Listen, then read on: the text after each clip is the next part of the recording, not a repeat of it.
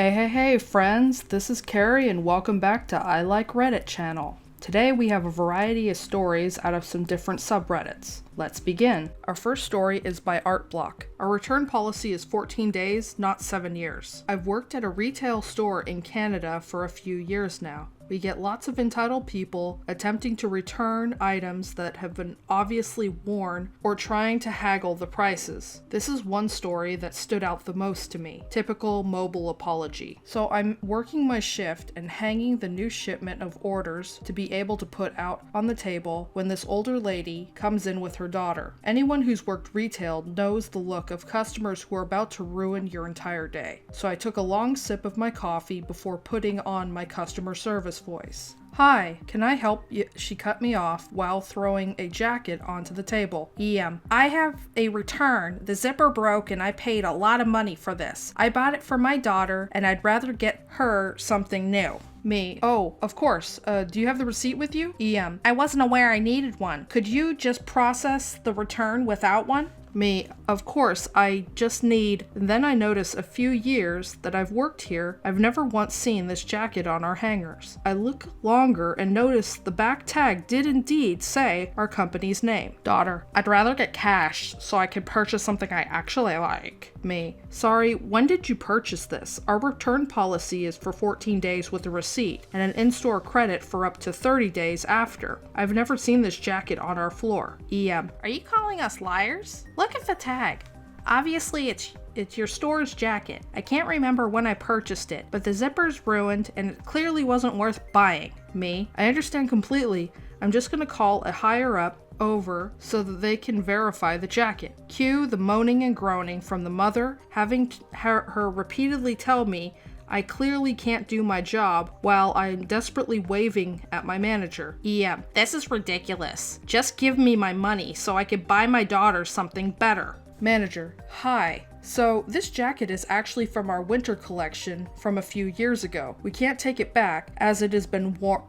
Are you serious? My daughter's going to freeze now. She needs a better jacket. Give me my money back. Manager, I'm sorry, but our return policy is for 14 days, not 7 years. You don't have a tag to even be able to ring this through. We don't have it in our system, and you don't have a receipt. Sometimes when a jacket gets older, it's the wear and tear. But it seems your daughter must have gotten a few good years out of it. Daughter. This is ridiculous. I take my children here, and you will never see my business ever again.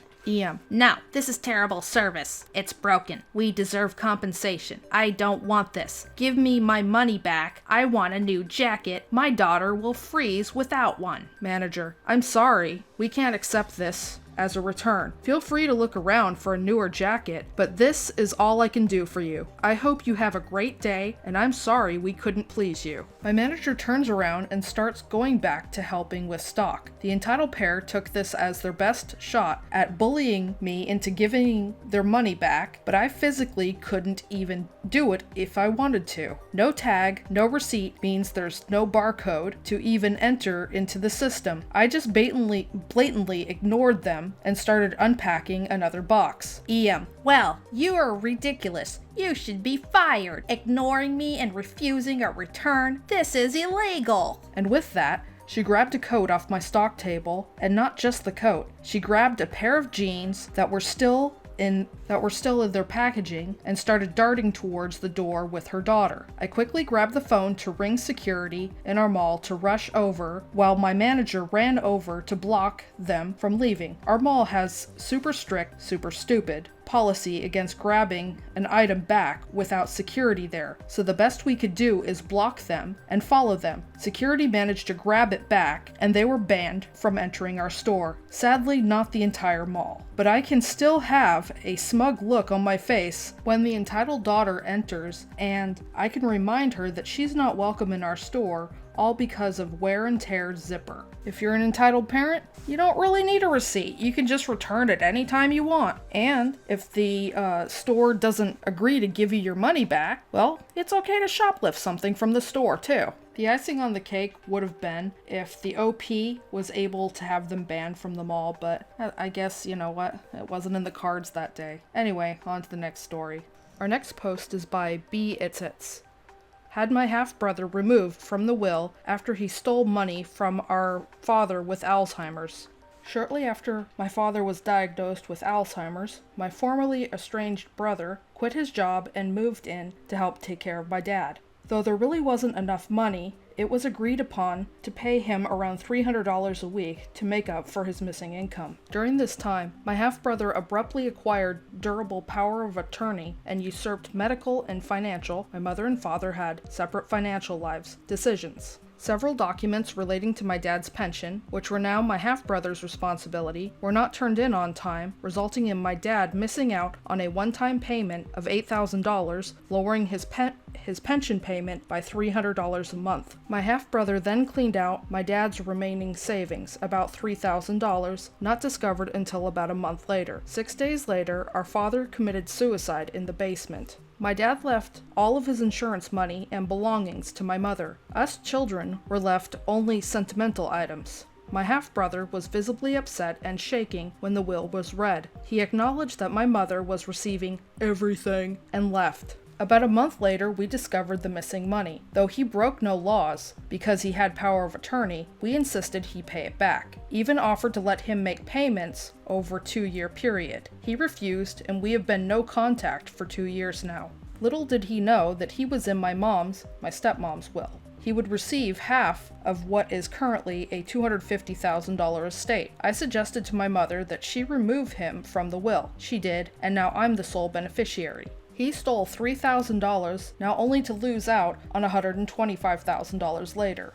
First off, I'd really like to say that I really feel for OP's family, just because Alzheimer's is a terrible disease. I know firsthand what it's like to have somebody with Alzheimer's. My grandmother died with it. It destroyed her short-term memory and then her long-term memory to the point where she was a ghost of the person she used to be. This vibrant, passionate lady to, just kind of not being there. And it was heartbreaking. But when a person's like that, they need to have somebody step up and take care of them. And unfortunately, OP's half-brother was only taking care of himself. And I'm glad that karma caught up with him in the end. And I'm glad that the OP got some closure, but I still think that what the half-brother did was wrong, and it really should be illegal. Anyway, on to the next story. Our next post is by A Redhead's Ramblings. I don't work here anymore. So this happened a few months ago, and friends said I should post it when I was telling the story the other day. I used to work for a large bargain chain in the UK. I hated it. I liked the people I worked with and a few of the managers, but the company and the majority of the customers were/are awful. The pay was rubbish, and the way the company treated us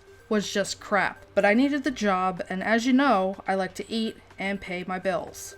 So I struck out for a few years while applying for other jobs. And finally, the gods saw fit to get me a job out of retail. I've been working in my new job for over a year now, but I still go into my old work because A, I like to catch up with the people I like who still work there, and B, I love great bargains. Now, on to our story. I was pushing my trolley around, just browsing the shelves when I hear a cough from behind me. I ignore it and continue on my way. Then I hear an "excuse me," and I continue to ignore it, as it's not a voice I recognize and it's nothing to do with me. Then comes the sharp tap on the shoulder and a louder "excuse me," and I turn around to see a former regular customer. She was always a nightmare, and she was one of the many reasons why I was glad to get out of retail. She will be NC for nightmare customer, I will be me, FM will be former manager, me. I beg your pardon? NC: I don't think you can ignore me. I want you to get me XXX. Me: sorry, I don't work here. NC: yes you do. I've seen you behind the tills. You served me last week. Me: no I didn't. I used to work here, but I haven't in nearly a year. So I don't work here. Get someone else to help you.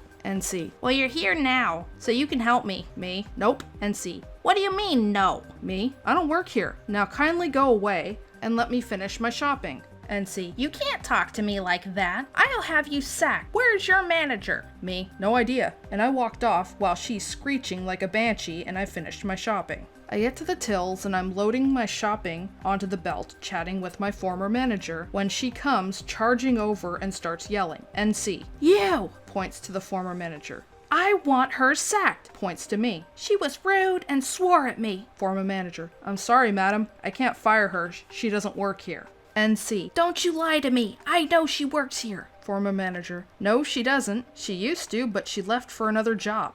NC. Shut up. She swore at me, and she was rude, so you need to sack her. Former manager. I can't sack her. She's a customer.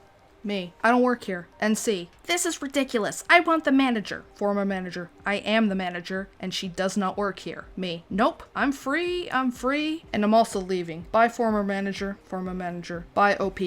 NC. Why is she leaving? Me. Because I can, you belligerent old bat. And I pushed my trolley out of the shop and went on with my day. The next time I went in, my former manager had a story to tell me. Apparently, Nightmare Customer was so awful after I left. She swore, she threw things, and generally behaved like a toddler throwing a massive tantrum, that the deputy manager banned her from the store. So my former manager has said if I see any other Nightmare customers, to see if I can rile them up into getting banned. I said, I make no promises. On to our final story. Our final post is by One Roll. Dog barking at all hours of the night? A few years ago, I lived in an apartment complex that allowed small dogs. I did not have one, but my upstairs neighbors did. Unfortunately for me, my upstairs neighbors worked the swing shift, 3 p.m. to 11 p.m., and his dog loved to bark from 10 p.m. to 11:30 p.m. when his owner would finally come home. I politely asked him a few times to do something to keep his dog quiet, but he would always shrug his shoulders and tell me that he couldn't do anything about his dog while he was out of the apartment. I found his ambivalent attitude towards the problem made me angry, so I decided to show him how bad it could be. So I downloaded an app to my phone called Dog Whistle, which mimics a real dog whistle. Then I waited until my neighbor got home at 11:30 p.m. and then added another hour to my wait to ensure he was asleep. Once it was 12:30 a.m., I plugged my phone into a speaker and boosted the volume as loud as it would go. I turned on the Dog Whistle app and blasted the heck out of it. As most of you know, dog whistles cannot be heard by humans, only dogs. I woke up my neighbor with his own darn dog, and the dog wouldn't be quiet when the app was going. So for the next few hours, I would play the app for 15 minutes and then turn it off for 30, just so my neighbor would fall back to sleep. Then bang, the Dog Whistle app would be full blast again. By 4 a.m., I decided I had made my petty revenge apparent. A few days later, he knocked on my door and apologized, said he never knew how annoying his dog could be. He started having friends drop by and spend time with the dog so it would not bark as much. Well, that's definitely a more creative way for getting your neighbor to understand your point of view. I'm glad things worked out well in the end. Anyway, that's all the stories I have for today. If you enjoy my content, please like and subscribe to my channel. Don't forget to hit the bell notification to let you know when I've uploaded new content. Head over to Reddit and drop a upvote for the OPs. Links to the original Reddit posts are in the description box below. Thank you for watching and have a great day.